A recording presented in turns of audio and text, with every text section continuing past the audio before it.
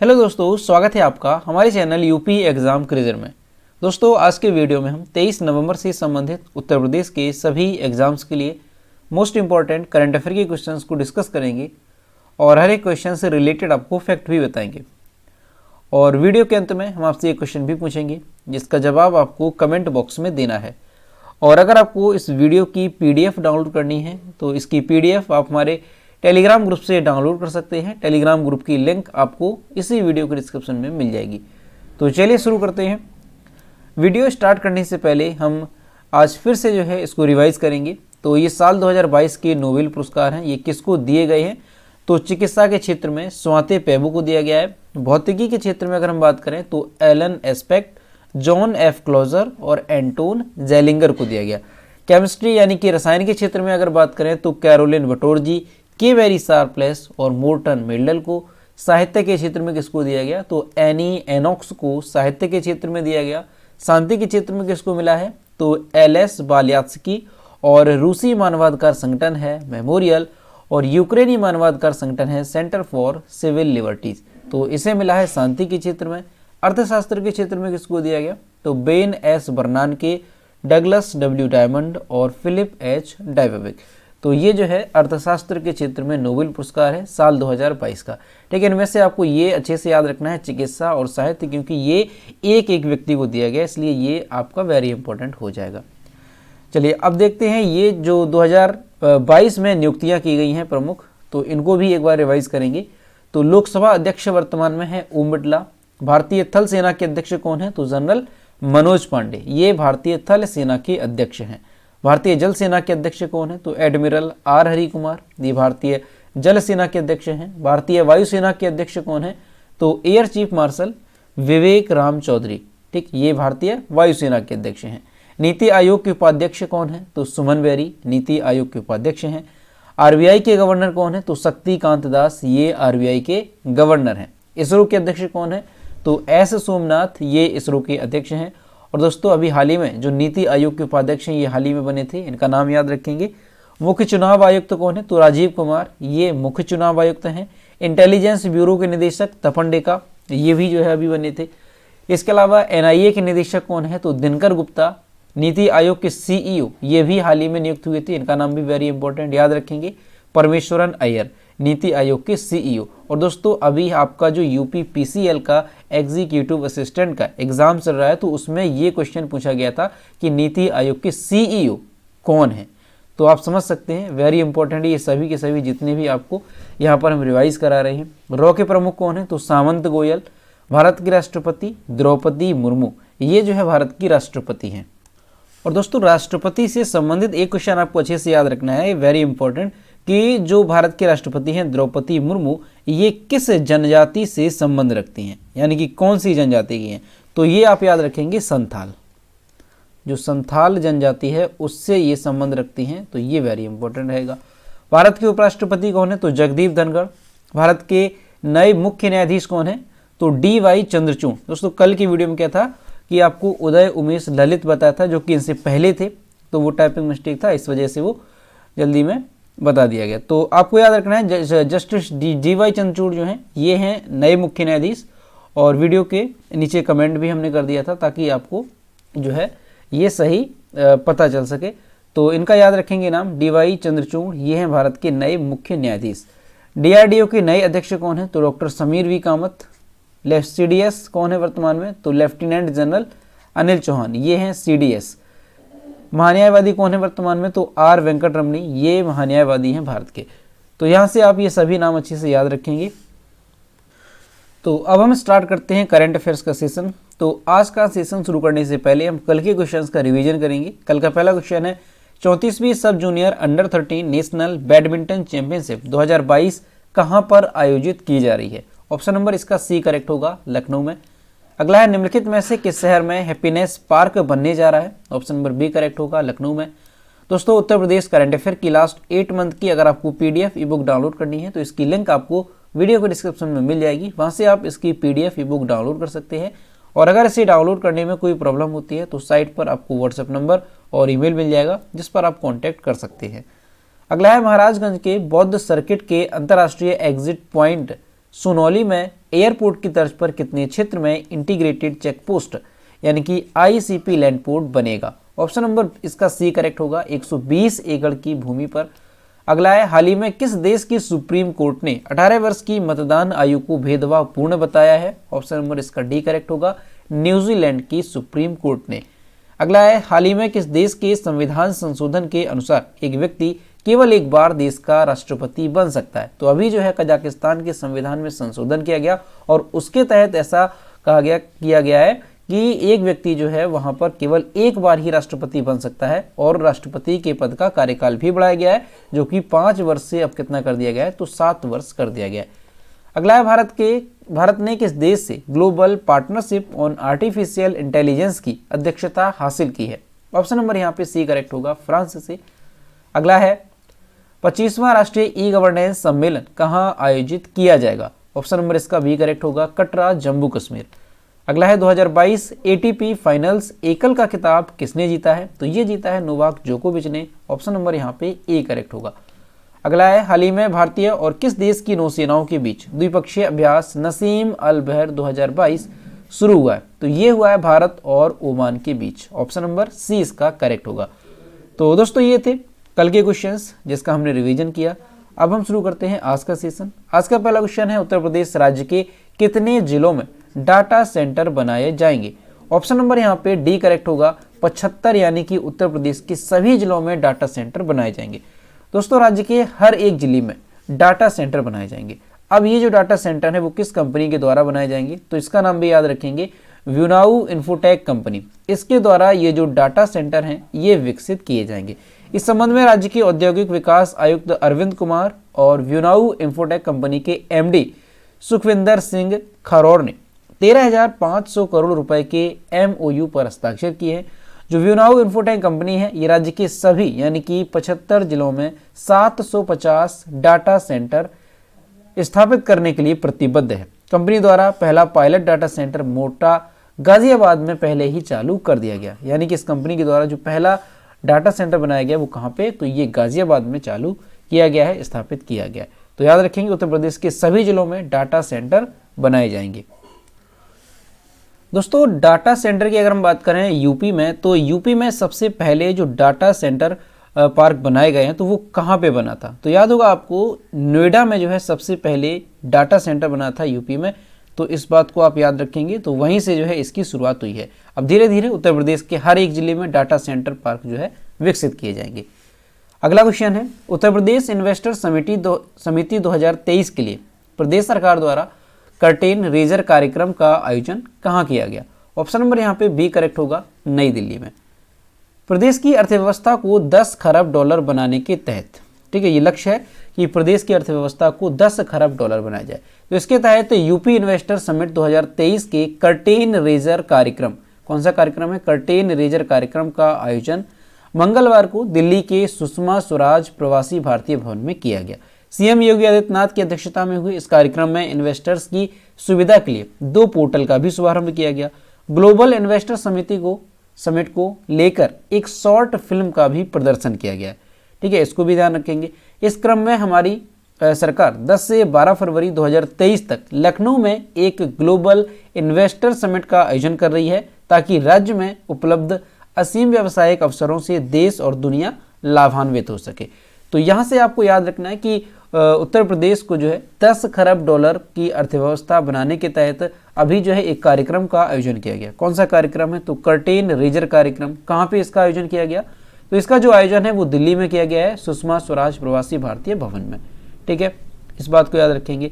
और इसके साथ ही इसी क्रम में यानी कि 10 खरब डॉलर की अर्थव्यवस्था बनाने के क्रम में 2023 में भी एक ग्लोबल इन्वेस्टर समिट का आयोजन किया जाएगा 10 से लेकर के 12 फरवरी 2023 के बीच।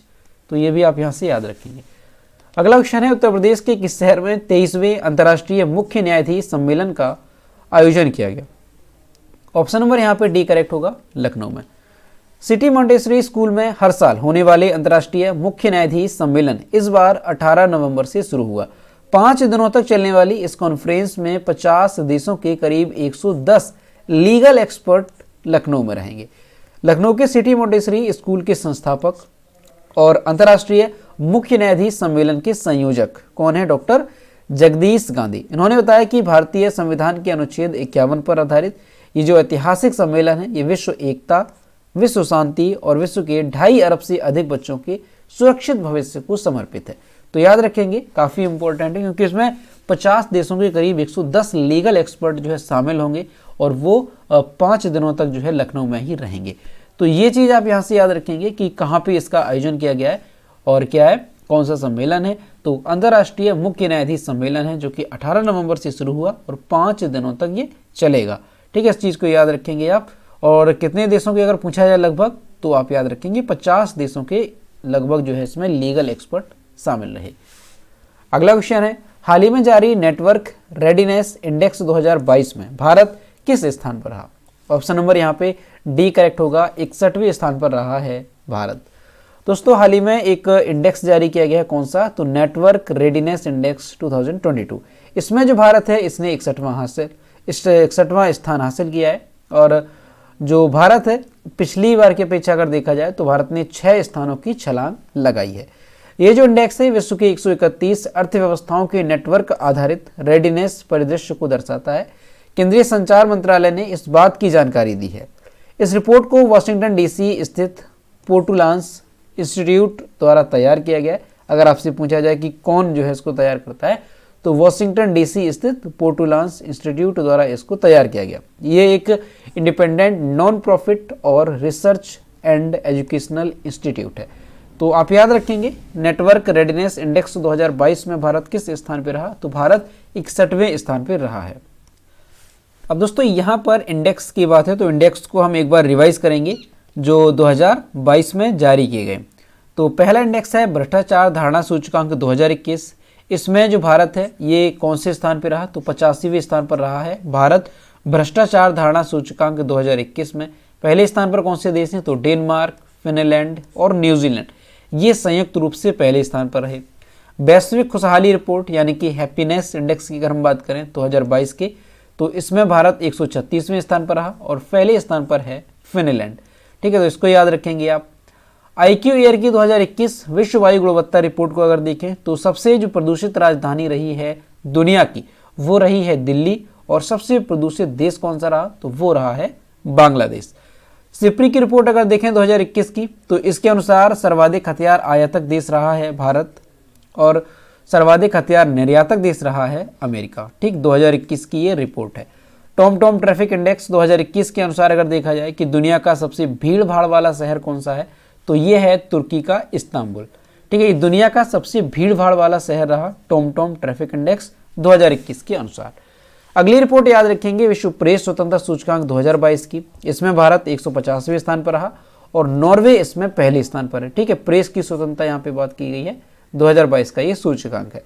वैश्विक भुखमरी सूचकांक यानी कि हंगर इंडेक्स की अगर हम बात करें 2021 के, तो याद रखेंगे आप भारत 101वें स्थान पर रहा। विश्व प्रतिस्पर्धात्मक सूचकांक 2022 की बात करें तो भारत 37वें स्थान पर है और डेनमार्क पहले स्थान पर है। और इसके साथ ही QS best student cities 2023 ranking में सर्वोच्च शहर कौन सा रहा, यानी कि छात्रों के रहने के लिहाज से सबसे अच्छा शहर कौन सा है, तो वो है लंदन। तो ये रिपोर्ट है कुछ इंपॉर्टेंट, आप अच्छे से याद रखेंगे। अगला क्वेश्चन है, हाल ही में किसने ग्रीन पोर्ट और शिपिंग के लिए भारत के पहले नेशनल एक्सीलेंस सेंटर की घोषणा की है? ऑप्शन नंबर यहाँ पे सी करेक्ट होगा, सर्बानंद सोनोवाल ने।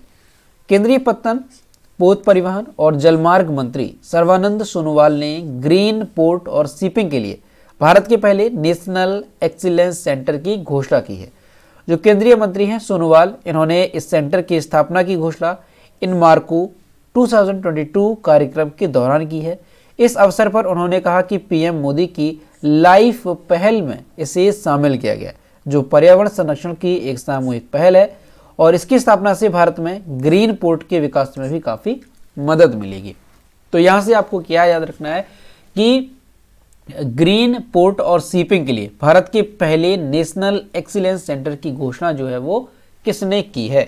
तो याद रखेंगे आप, जलमार्ग मंत्री हैं, पोत परिवहन जलमार्ग मंत्री सर्बानंद सोनोवाल। दोस्तों जो नेशनल एक्सीलेंस सेंटर है इसका मतलब क्या है? तो राष्ट्रीय उत्कृष्टता केंद्र, ये जो है भारत का पहला है ग्रीन पोर्ट और शिपिंग के लिए। तो याद रखेंगे आप। अब दोस्तों ये जो भारत का पहला है नेशनल एक्सीलेंस सेंटर, तो इसका उद्देश्य क्या है? तो ये जो नेशनल एक्सीलेंस सेंटर है इसका प्रमुख उद्देश्य है भारत में पोत परिवहन, जो पोत परिवहन है इसमें इस क्षेत्र में हरित वैकल्पिक प्रौद्योगिकियों के रोड मैप का नीति और नियामक रूपरेखा विकसित करना। ठीक है, इस चीज को याद रखेंगे पोत परिवहन के मामले में। इसके अलावा स्थानीय, क्षेत्रीय, राष्ट्रीय और अंतर्राष्ट्रीय स्तर पर जो समुद्री परिवहन में मूल्यवान शिक्षा है इसको अनुप्रयुक्त अनुसंधान और प्रौद्योगिकी हस्तांतरण भी करना इसका एक उद्देश्य है।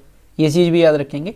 तो यही इसके जो है मेन मुख्य उद्देश्य है। तो याद रखेंगे आप, भारत का पहला है national excellence centre green port और शिपिंग के लिए। तो ये जो है इसका जो घोषणा की है वो की है सर्बानंद सोनोवाल ने। अगला क्वेश्चन है, किस देश की संसद ने भारत के साथ फ्री ट्रेड एग्रीमेंट पारित किया है? ऑप्शन नंबर यहाँ पे ए करेक्ट हो जाएगा, ऑस्ट्रेलिया। दोस्तों ऑस्ट्रेलिया के जो प्रधानमंत्री हैं एंथोनी अल्बनीज, इन्होंने घोषणा की है कि भारत के साथ देश का मुक्त व्यापार समझौता उनकी संसद के माध्यम से पारित किया गया। ऑस्ट्रेलिया भारत आर्थिक सहयोग और व्यापार समझौते पर 12 अप्रैल 2022 को हस्ताक्षर किए गए थे। यह दुनिया की सबसे तेजी से बढ़ती अर्थव्यवस्था में ऑस्ट्रेलिया की स्थिति को सुरक्षित रखेगा। तो यहाँ से आप याद रखेंगे कि अभी जो है भारत ने किस देश के साथ मुक्त व्यापार समझौता पर जो है हस्ताक्षर किए हैं, तो ये ऑस्ट्रेलिया के साथ। अब जो है मुक्त व्यापार समझौता या यहाँ पर आपने देखा फ्री ट्रेड एग्रीमेंट, तो ये है क्या? तो दोस्तों मुक्त व्यापार समझौता क्या है? तो दो या दो से अधिक देशों के बीच उत्पाद और सेवाओं के आयात और निर्यात में जो रुकावटें होती हैं उसको कम करने के लिए ये समझौता किया गया, तो उसी को कहा जाता है मुक्त व्यापार समझौता। ठीक, तो इसको याद रखेंगे। तो अभी जो है ऑस्ट्रेलिया के साथ इस समझौते पर हस्ताक्षर किए गए हैं। अगला क्वेश्चन है, हाल ही में किसी वर्ष 2022 का प्रतिष्ठित जेसीबी साहित्य पुरस्कार प्रदान किया गया? ऑप्शन नंबर यहाँ पे बी करेक्ट होगा, खालिद जावेद को। दोस्तों जो प्रख्यात उर्दू उपन्यासकार हैं खालिद जावेद, इनको जो है साल 2022 का जेसीबी साहित्य पुरस्कार प्रदान किया गया। इस साल इस पुरस्कार में अगर हम देखें कि इस पुरस्कार की दौड़ में कौन कौन सी रचनाएं थी, तो 5 रचनाएं इसमें शामिल थी। इनमें से द पैराडाइज ऑफ फूड के लेखक खालिद जावेद को यह पुरस्कार प्रदान किया गया।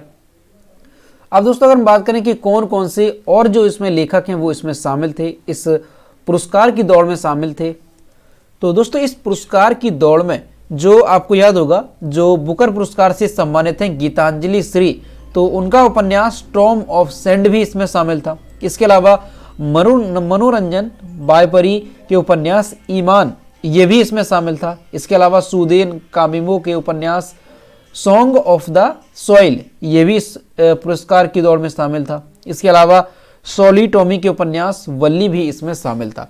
तो ये जो है 5 रचनाएं इस पुरस्कार की दौड़ में शामिल थी। लेकिन ये जो पुरस्कार है वो किसको दिया गया है? तो खालिद जावेद को ये पुरस्कार दिया गया। इसमें रचना इनकी कौन सी रही? तो द पैराडाइज ऑफ फूड, ये इनकी रचना रही है। दोस्तों ये जो उपन्यास है ये मध्यम वर्गीय संयुक्त मुस्लिम परिवार की 50 सालों की कहानी बयां करती है, जहां उपन्यास का मुख्य चरित्र खुद के लिए जगह तलाश करने में जुटा रहता है। वह अपने घर में भी अजनबी है और बाहर की दुनिया में भी। ये जो है इस उपन्यास के बारे में यहाँ पे बताया गया। दोस्तों ये जो पुरस्कार है इसके तहत 25 लाख रुपए की राशि जो है प्रदान की जाती है। तो यहाँ से आपको याद रखना है कि साल 2022 का जेसीबी साहित्य पुरस्कार किसको दिया गया है? खालिद जावेद को ये पुरस्कार दिया गया है।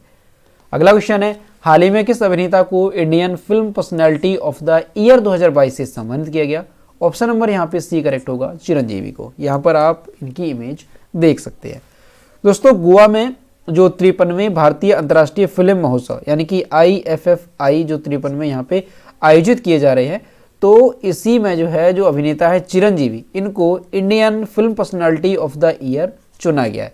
केंद्रीय सूचना और प्रसारण मंत्री अनुराग ठाकुर ने फिल्म महोत्सव के दौरान यह घोषणा की है।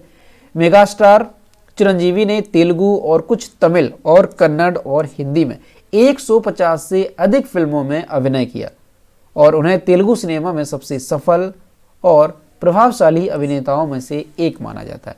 तो यहाँ से आपको याद रखना है कि IFFI का जो 53वां संस्करण है, यहाँ पर जो है किसको Indian film personality of the year का अवार्ड दिया गया, तो ये दिया गया है चिरंजीवी को। तो इनका नाम आप अच्छे से याद रखेंगे। अगला क्वेश्चन है, हिमाचल प्रदेश के राज्यपाल राजेंद्र विश्वनाथ आर्लेकर ने किसको गांधी मंडेला पुरस्कार से सम्मानित किया?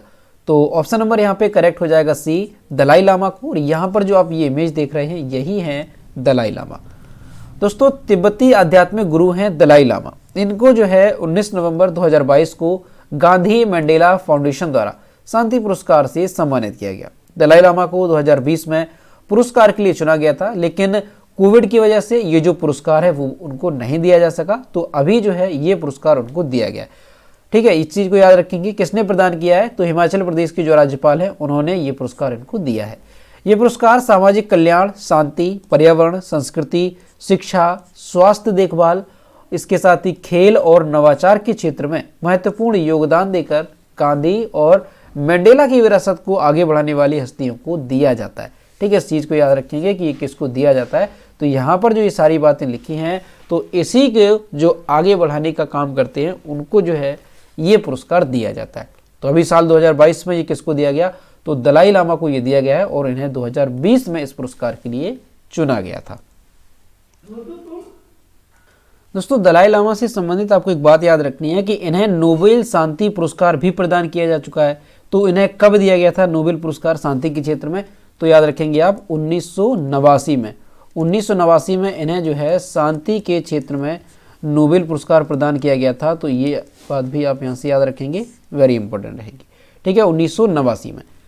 अगला क्वेश्चन है, हाल ही में किस प्रसिद्ध पंजाबी एक्ट्रेस का निधन हो गया? ऑप्शन नंबर यहाँ पे बी करेक्ट होगा, दलजीत कौर का। यहाँ पर आप इनकी इमेज देख सकते हैं। दोस्तों पंजाबी एक्ट्रेस हैं दलजीत कौर, इनका हाल ही में निधन हो गया है 69 ईयर्स की एज में। और कई सुपर डुपर फिल्में देने वाली दलजीत का पंजाबी सिनेमा में अहम योगदान रहा। उनकी हिट फिल्मों में कौन कौन सी हैं? तो मामला गड़बड़ है, पटोला, सईदा जोगन, सरपंच है, सैदा जोगन, और इसके अलावा की बनू दुनियादा और पुत जट्टा दे शामिल है इसमें। इनकी कुछ ये हिट फिल्में हैं, इनके नाम याद रखेंगे। अपने फिल्मी करियर में दलजीत ने 10 हिंदी और 70 पंजाबी मूवी में काम किया था। उन्हें बॉलीवुड यानी कि पंजाब सिनेमा की हेमा मालिनी कहा जाता है। तो इस चीज़ को याद रखेंगे कि जो दलजीत कौर है ये कौन थी? तो ये एक अभिनेत्री थी। ठीक है, पंजाबी एक्ट्रेस थी। इनका हाल ही में निधन हो गया है 69 साल की एज में। तो दोस्तों ये थे 23 नवंबर से संबंधित उत्तर प्रदेश के सभी एग्जाम्स के लिए मोस्ट इंपॉर्टेंट करंट अफेयर की क्वेश्चन जो कि हमने डिस्कस किए।